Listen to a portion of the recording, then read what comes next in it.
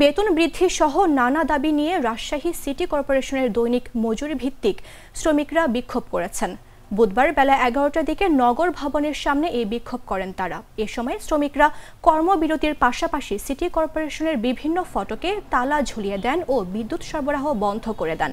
শ্রমিকদের অভিযোগ, দীর্ঘদিন ধরে মজুরি বৃদ্ধির দাবি জানানো হলেও কর্তৃপক্ষ কোনো উদ্যোগ নিচ্ছে না, বরং বিষয়টি নানা অজুহাতে এড়িয়ে যাচ্ছে।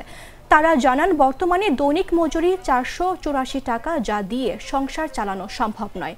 রাজশাহী বিশ্ববিদ্যালয়ের শ্রমিকরা দৈনিক 750 টাকা পান, অথচ সিটি কর্পোরেশনের শ্রমিকরা দীর্ঘদিন ধরে বৈষম্যের শিকার হচ্ছেন। বিক্ষোভে সিটি কর্পোরেশনের 30টি ওয়ার্ডের অন্তত 2500 শ্রমিক অংশ নেন। তারা দ্রুত দৈনিক মজুরি 750 টাকার উন্নতি করার দাবি জানান। দ্রুত দাবি বাস্তবায়ন না হলে লাগাতার কর্মসূচির হুঁশিয়ারি দেন তারা। 2017 সালে যে বেতন বৃদ্ধি হয়েছে, সেই 2017 থেকে 18, 19, 20, 21, 22, 23, 24, 25 এই 8 বছর এই টাকা কোথায় গেল?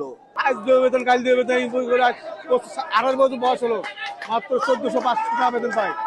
তাহলে আমরা কি করে চলবো? আজ কত বছর, 35 বছর হলো আমরা এই চাকরি করছি, এই আজ পর্যন্ত এই বেতনই।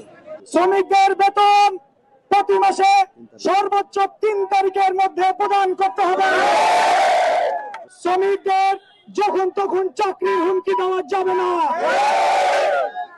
কারো নামে অভিযোগ থাকলে লিখিত আকারে অবগত করতে হবে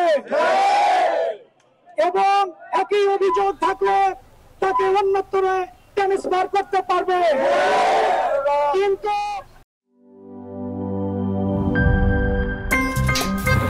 আমার একটা স্মার্ট সিদ্ধান্তে 25% গ্যাসের খরচ কমেছে। ভাবছেন কিভাবে?